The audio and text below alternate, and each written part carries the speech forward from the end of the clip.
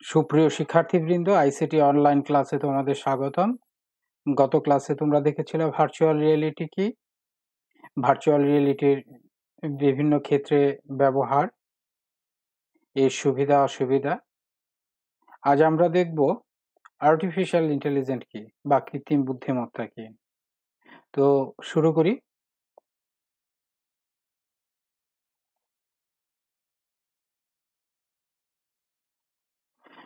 আমাদের part number হচ্ছে 4, বিষয় হচ্ছে কৃত্রিম বুদ্ধিমত্তা বা আর্টিফিশিয়াল ইন্টেলিজেন্স।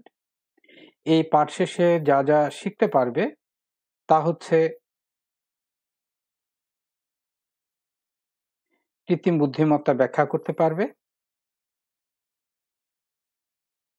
কৃত্রিম বুদ্ধিমত্তা ব্যবহারের ক্ষেত্রগুলো জানতে পারবে বা বলতে পারবে,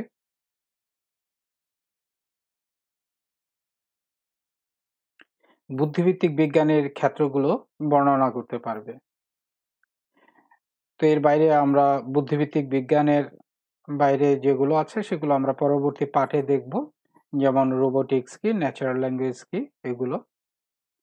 তো আজকে আমরা আসলে দেখব কৃত্রিম বুদ্ধিমত্তা কি, এর ব্যবহার এবং বুদ্ধিভিত্তিক বিজ্ঞানের ক্ষেত্রগুলো। তো কৃত্রিম বুদ্ধিমত্তা সম্পর্কিত একটি আমরা ভিডিও দেখি বোঝার সুবিধার্থে। এই লিংকে যে You are watching Cold Fusion TV.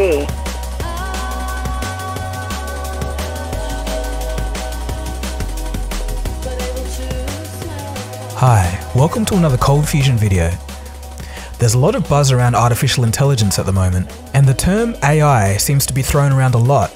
But what is it exactly? To clear things up, I just wanted to do a quick video around this topic. First of all, let's look at the definition.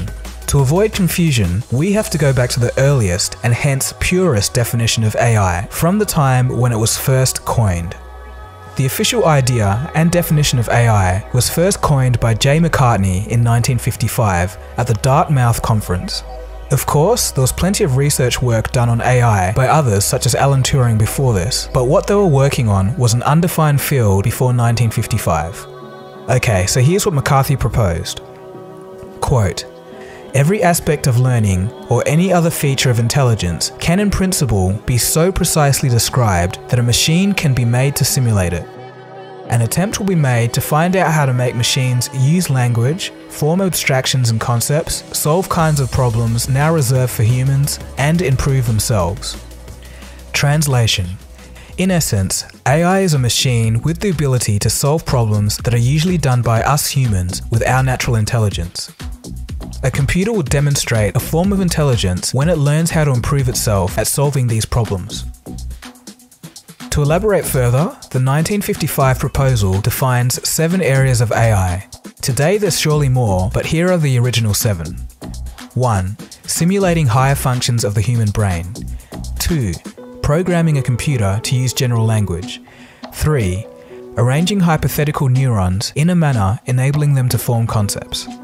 4. A way to determine and measure problem complexity. 5. Self-improvement. 6. Abstraction, defined as the quality of dealing with ideas rather than events. 7. Randomness and creativity. After 60 years, I think realistically we've completed the language, measure of problem complexity, and self-improvement to at least some degree. However, randomness and creativity is just starting to be explored. This year, we've seen a couple of web episode scripts, short films, and even a feature-length film co-written or completely written by AI. They don't really make sense, but here's a few snippets for your entertainment anyway.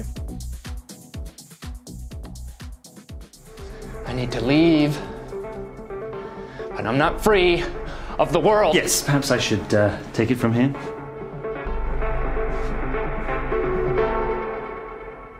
I'm not going to do something. It's not a dream, but I've got a time to stay there. Well, I still think you could be back on the table. It's a damn thing scared to say.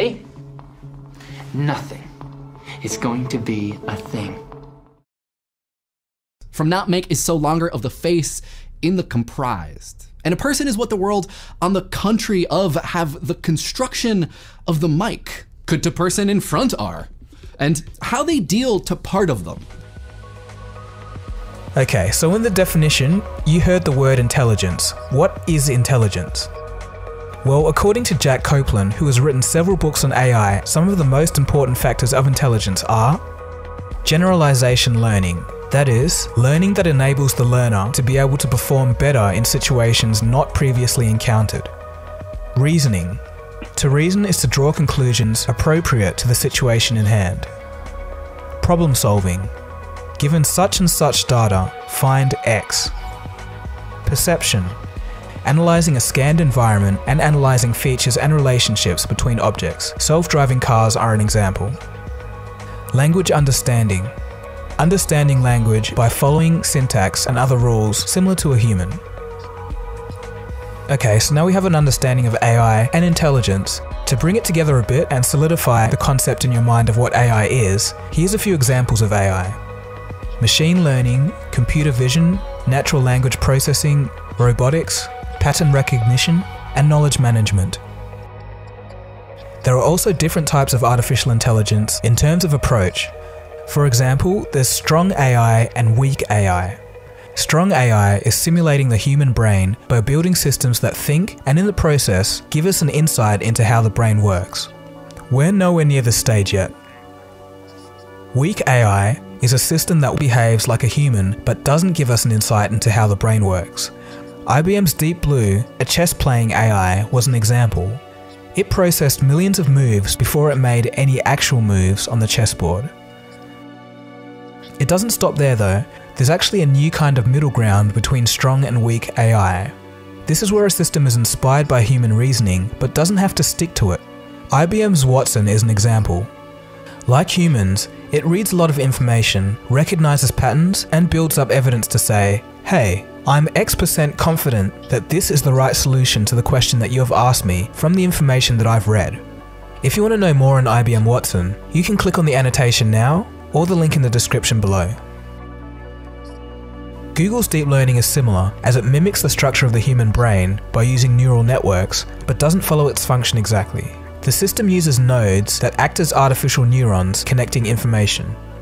Going a little bit deeper, neural networks are actually a subset of machine learning. So, what's machine learning then? Machine learning refers to algorithms that enable software to improve its performance over time as it obtains more data. This is programming by input-output examples rather than just coding. So that this makes more sense, let's use an example. A programmer would have no idea how to program a computer to recognize a dog, but he can create a program with a form of intelligence that can learn to do so. If he gives the program enough image data in the form of dogs and let it process and learn, when you give the program an image of a new dog that it's never seen before, it would be able to tell that it's a dog with relative ease. Okay, so before we finish, just one last concept. Most artificial intelligence algorithms are expert systems. So what's an expert system? The often cited definition of an expert system is as follows. An expert system is a system that employs human knowledge in a computer to solve problems that ordinarily require human expertise. Basically, it's the practical application of a knowledge database. We've arguably only just got the first proven non-expert system this year, DeepMind's AlphaGo. AlphaGo is not an expert system, meaning that its algorithms could be used and applied to other things. Demis Hassabis, who was the co-creator of DeepMind, highlighted this in a Google blog. Quote, "We are thrilled to have mastered Go and thus achieved one of the grand challenges of AI. However, the most significant aspect of all of this, for us, is that AlphaGo isn't just an expert system built on handcrafted rules. Instead, it uses general machine learning techniques to figure out for itself how to win Go." He goes on, quote, "Because the methods we've used are general purpose, our hope is that one day they could be extended to help us address some of society's toughest and most pressing problems, from climate modeling to complex disease analysis." End quote. In other words, the algorithms that AlphaGo used to win Go could serve as a basis to be applied to very complex problems. If you want to know more about AlphaGo, hit the annotation now, or you can follow the link in the description.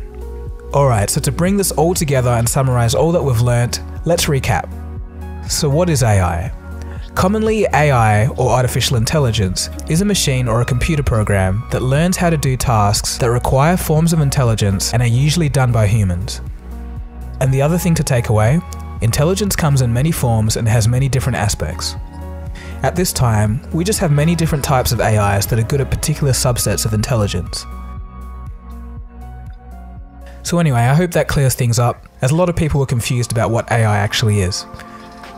So anyway, thanks for watching, give this video a thumbs up if you liked it, and subscribe if you're new to the channel. Cheers guys, this has been Dagogo, you've been watching Cold Fusion, and I'll catch you again soon for the next video.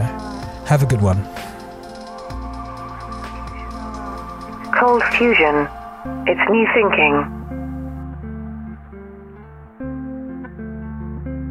তো আমরা এতক্ষণ একটি artificial intelligence সংক্রান্ত video দেখলাম, যেখানে প্রায় সবকিছু বিস্তারিত বর্ণনা করা আছে বা দেওয়া হয়েছে। তো এখন আমরা দেখি আমাদের ভাষায় আর্টিফিশিয়াল ইন্টেলিজেন্স বলতে আমরা আসলে কি বুঝি। তো এই চিত্রটি দেখে যা বুঝতে পারছো তা হচ্ছে যে এটি হচ্ছে মানুষের ব্রেন, আর এটি হচ্ছে একটি যন্ত্রের ব্রেন। অর্থাৎ মানুষ যেভাবে চিন্তা ভাবনা করে, ডিসিশন নেয়, ঠিক সেইভাবেই চিন্তা ভাবনা এবং ডিসিশন নেওয়ার ক্ষমতাটা যখন যন্ত্রকে দেওয়া হয়, তখন সেই প্রক্রিয়াটাকে বলা হয় আর্টিফিশিয়াল ইন্টেলিজেন্স। আমরা একটু সংজ্ঞায় যাই। তো কৃত্রিম বুদ্ধিমত্তা বা আর্টিফিশিয়াল ইন্টেলিজেন্স কি? মানুষ যেভাবে চিন্তা ভাবনা করে সিদ্ধান্ত নেয়, কৃত্রিম উপায়ে যদি কোনো যন্ত্রকে সেভাবে চিন্তা ভাবনা করানো যায়, তখন সেই যন্ত্রের বুদ্ধিমত্তাকে কৃত্রিম বুদ্ধিমত্তা বলে। কৃত্রিম বুদ্ধিমত্তার জনক ব্রিটিশ বিজ্ঞানী ও গণিতবিদ অ্যালান টুরিং। 1950 সালে তার আবিষ্কৃত টুরিং টেস্ট কৃত্রিম বুদ্ধিমত্তা ধারণার ভিত্তি স্থাপন করে।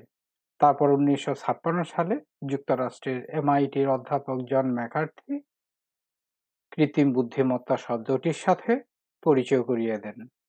কৃত্রিম বুদ্ধিমত্তা তৈরির জন্য বিভিন্ন ধরনের প্রোগ্রামিং ভাষা যেমন LISP, CLISP, প্রোগল, সি, সি++, জাভা ইত্যাদি ব্যবহার করা হয়। অর্থাৎ আমরা বুঝলাম যে এই বিভিন্ন ধরনের ভাষাকে ব্যবহার করে বিভিন্ন প্রোগ্রামিং করে আমরা যে বুদ্ধিটা যন্ত্রকে দেই, সেটাকে বলা হয় আর্টিফিশিয়াল ইন্টেলিজেন্স। তো কৃত্রিম বুদ্ধিমত্তা ব্যবহারকে তিনটি প্রধান গ্রুপভুক্ত করা যায়, যথা এক হচ্ছে বুদ্ধিভিত্তিক বিজ্ঞান, যার আন্ডারে আমরা পাই expert system, learning system, fuzzy logic, neural network, genetic algorithm, intelligent agent. এবং 2 নম্বরে আমরা পাই রোবোটিক্স, যার ভেতরে থাকে visual perception, tactility, dexterity, locomotion, navigation. এবং আরেকটি অংশ হচ্ছে ন্যাচারাল ইন্টারফেস। ন্যাচারাল ইন্টারফেসের আবার যে অংশগুলো, সেগুলো হলো natural language, speech recognition, multi sensory interface, virtual reality. এখন আমরা দেখব বুদ্ধিভিত্তিক বিজ্ঞানের ক্ষেত্র সংক্ষেপে কিগুলো সেগুলো আলোচনা করব। এক্সপার্ট সিস্টেম হলো কম্পিউটার নিয়ন্ত্রিত এমন একটি সিস্টেম যা মানুষের চিন্তা ভাবনা করার দক্ষতা এবং সমস্যা সমাধানের সক্ষমতাকে একত্রে ধারণ করে, যা মানব মস্তিষ্কের মতো পারিপার্শ্বিক পরিস্থিতি বিশ্লেষণ করে সর্বোচ্চ সাফল্য লাভের উদ্দেশ্যে সিদ্ধান্ত নিতে পারে। এই সিস্টেমে বিশাল তথ্য ভান্ডার নিয়ে সমৃদ্ধ থাকে, যাকে নলেজ বেস বলা হয়। এই নলেজ বেজে যে কোনো নির্দিষ্ট বিষয়ের উপর প্রশ্ন করে উত্তর জেনে নেওয়া যায়। যেমন আমরা যদি এই চিত্রটি দেখি, তাহলে কি ইনি হচ্ছেন এক্সপার্ট, কি নলেজ এক্সপার্ট।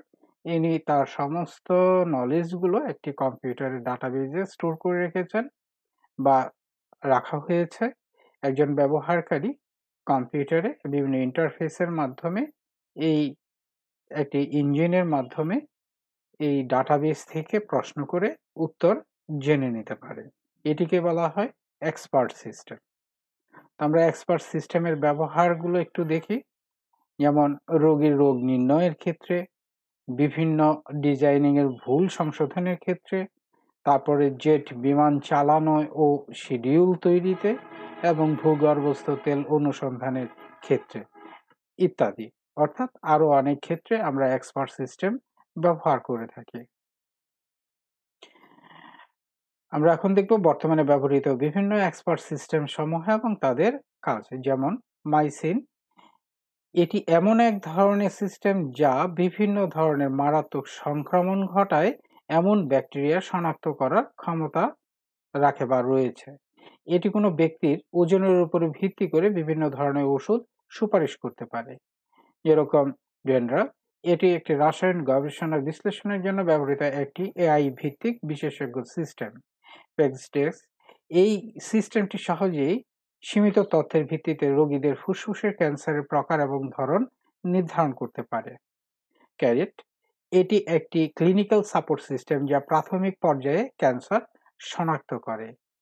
ডেক্সপ্লেন, এটি একটি ক্লিনিক্যাল সাপোর্ট সিস্টেম যা কেবলমাত্র চিকিৎসকের অনুসন্ধানের ভিত্তিতে বিভিন্ন রোগের পরামর্শ দিতে সক্ষম।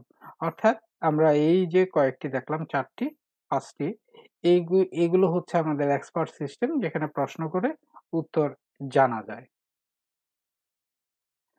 এরপর আমরা আসি লার্নিং সিস্টেম কি। কৃত্রিম বুদ্ধিমত্তায় লার্নিং হলো গুরুত্বপূর্ণ একটি অংশ যা ডাটাবেজে সংরক্ষিত বিভিন্ন তথ্য ও উপাত্ত যাচাই বাছাই করে কোনো সমস্যার সমাধান বা সিদ্ধান্ত নিতে সহায়তা করে। লার্নিং এজেন্ট 4টি প্রধান উপাদান নিয়ে গঠিত। এগুলো হলো: 1. Learning element, performance element, critic এবং প্রবলেম জেনারেটর। আমরা যদি একটু চিত্র দেখি, তাহলে এই 4টি হচ্ছে আমাদের মূল উপাদান। এটি হচ্ছে আমাদের একটি পরিবেশ, সেই পরিবেশ থেকে আমরা একটি প্রশ্ন পাই বা একটি কাজ করি। আর সেইখানে ক্রিটিক্স অর্থ ক্রিটিসিজমের মতো, যে সমালোচনা, আমাদের যে ডিসিশনটা নেওয়া হয়েছে তার সমালোচনা। তাহলে এই সমালোচনা করলে আমরা কি পাই? এর সমস্যাগুলো পাই। তারপরে সেই সমস্যা থেকে আবার এই পারফরম্যান্স এলিমেন্ট থেকে সমস্যা বিশ্লেষণ করে আমরা সেই ডিসিশনটা চেঞ্জ করতে পারি বা করি। তারপরে আবার এটা আমরা শিখি, এই উপাদানটাকে শিখে আবার এই প্রবলেম জেনারেটর, আবার কি সমস্যা আছে সেটা জেনারেট করে আবার সেই আমরা শিখে তারপরে এই অ্যাকচুয়েটরের মাধ্যমে আমরা এই অ্যাকশনটা নিয়ে থাকি। এই হচ্ছে আমাদের লার্নিং সিস্টেম। এখন আমরা দেখব ফাজি লজিক। ফাজি লজিক হলো এক ধরনের লজিক যা সাধারণ সত্য ও মিথ্যা মানগুলোর চেয়েও বেশি কিছু শনাক্ত করতে পারে। যেমন আমরা যদি এই চিত্রের দিকে একটু খেয়াল করি, প্রশ্নটি হচ্ছে ইজ ইট হট ওয়াটার। যদি বুলিয়ান লজিক হয় তাহলে দুটি উত্তর হবে, হয় ইয়েস হবে না হলে নো হবে। কিন্তু ফাজি লজিকের সেটা কি হয়, একাধিক উত্তর হতে পারে, শুধু সত্য এবং মিথ্যা দিয়ে যাচাই করা হয় না। যেমন ভেরি মাচ মানে বেশি গরম, হ্যাঁ, লিটল অল্প গরম, আর ভেরি লেস একদম কম গরম, এর থেকে বেশি উত্তর হতে পারে। এখন আমরা দেখব নিউরাল নেটওয়ার্কে। নিউরাল নেটওয়ার্ক অ্যালগোরিদমের একটি সিরিজ যা মানুষের মস্তিষ্কে প্রচুর পরিমাণ নিউরনের সংরক্ষিত ডেটাগুলির মধ্যে সম্পর্ক গুলি শনাক্তকরণের কাজকে নকল করে। অর্থাৎ এটা কম্পিউটারকে আমরা নকল করা, মানে মানুষের ব্রেনটা যেভাবে কাজ করে ঠিক সেইভাবে কম্পিউটারও যেন কাজ করতে পারে, সেই ক্ষমতা প্রদান করা। যেমন যে আমরা ইনপুট দিচ্ছি, এখানে আমরা ধরে নিতে পারি যে 3টি ছবি দেওয়া হলো বা একটি ছবি দেওয়া হলো। হ্যাঁ, এই ছবিটা আমাদের এই নিউরনে যে নোডগুলো আছে সেখানে সংরক্ষিত তথ্যগুলোর সাথে মিলিয়ে দেখে সেটা কোন ছবিটা কাছাকাছি তার একটা ডিসিশন সে প্রদান করে। এটাকে বলা হয় নিউরাল নেটওয়ার্ক। যেমন একজন ব্যক্তি আমি প্রথমে দেখলাম, তা শেভ করা, তাকে আমি চিনে রাখলাম, সেটা সেই ইমেজটা এই নিউরনে রয়েছে। কিছুদিন পর তার সাথে দেখা গেল সেই ব্যক্তি দাড়ি এবং মুছ রেখেছে। তাহলে কি হবে? আমি কি তাকে চিনব না? তখন আমার এই হিডেন নিউরনগুলো নেটওয়ার্ক, মানে একটা নিউরন আরেকটা নিউরনের সাথে সম্পর্ক সৃষ্টি করে, হ্যাঁ, তার একটা ইমেজ তৈরি করবে এবং তাকে সে চিনতে পারবে। এটি হচ্ছে নিউরাল নেটওয়ার্ক। এখন আমরা দেখব জেনেটিক অ্যালগরিদম। জেনেটিক অ্যালগরিদম হলো একটি অনুসন্ধান হিস্টোরিক যা চার্লস ডারউইনের প্রাকৃতিক বিবর্তন তত্ত্ব দ্বারা অনুপ্রাণিত হয়েছিল। এই অ্যালগরিদম প্রাকৃতিকভাবে বংশধর নির্বাচনের প্রক্রিয়াটি প্রতিফলিত করে, যেখানে পরবর্তী প্রজন্মের বংশ তৈরির জন্য উপযুক্ততম ব্যক্তি নির্বাচন করা হয়। অর্থাৎ আমাদের অনেকগুলো সম্ভাব্য সঠিক উত্তর থাকতে পারে। এই সঠিক উত্তরগুলোর মাঝখানে সবচাইতে সঠিক উত্তর কোনটি সেটি খুঁজে বের করা হচ্ছে জেনেটিক অ্যালগরিদম। যেমন যে আমরা এরকম ইনিশিয়ালাইজেশন একটা পপুলেশন থেকে আমরা সবচাইতে ফিটেস্ট, হ্যাঁ, যে ডিসিশনটি সেটি নিচ্ছি, নেওয়ার পরে এক্সিকিউট করছি। যদি স্যাটিসফাইড হয় তাহলে সেটি, আর যদি তা না হয় তাহলে আবার সবচাইতে ফিটেস্ট ডিসিশনটি আমরা সার্চ করব বা দেখি এবং তারপরে ডিসিশন নিই। এই হচ্ছে জেনেটিক অ্যালগরিদম। এখন আমরা দেখব ইন্টেলিজেন্ট এজেন্ট। কৃত্রিম বুদ্ধিমত্তায় ইন্টেলিজেন্ট এজেন্ট এমন একটি প্রোগ্রাম যা বিভিন্ন ধরনের পরিবেশ, ব্যবহারকারী ইনপুট এবং অভিজ্ঞতার উপরে ভিত্তি করে কোনো সিদ্ধান্ত সম্পাদন করতে পারে। যেমন আমরা যদি চিত্রটি দেখি তাহলে এটি হচ্ছে সেন্সর, আর এটা হচ্ছে এনভায়রনমেন্ট, আর এটা হচ্ছে অ্যাকশন। তাহলে এই অংশগুলো দ্বারা কি কাজ করা হয়? যেমন আমরা যদি কোনো জায়গায় বাধাগ্রস্ত হই তাহলে কি করি? একটু লাফ দিয়ে সে বাধাটা অতিক্রম করি। কিন্তু সবসময় কি একই রকম বাধা থাকবে? লাফটা একটু জোরে দিতে হবে বা একটু উঁচু করে দিতে হবে। আমরা সেই বাধাটার উপরে ডিপেন্ড করে আমরা সেই লাফটা দিয়ে পার হই, অর্থাৎ সমস্যাটা অতিক্রম করি। তাহলে ইন্টেলিজেন্ট এজেন্টটাও ঠিক সেরকম। আমরা আজকে যা জানতে পারলাম তা হলো আর্টিফিশিয়াল ইন্টেলিজেন্স কি, অর্থাৎ কৃত্রিম বুদ্ধিমত্তা কি। এই কৃত্রিম বুদ্ধিমত্তার যে ৩টি অংশ, যে বুদ্ধিভিত্তিক বিজ্ঞান, এই বুদ্ধিভিত্তিক বিজ্ঞান নিয়ে আমরা আসলে আজকে আলোচনা করেছি। এর পরবর্তীতে বা পরবর্তী পাঠে আমরা জানব রোবোটিক্স কি। তো আশা করি বাসায় চর্চা করবে।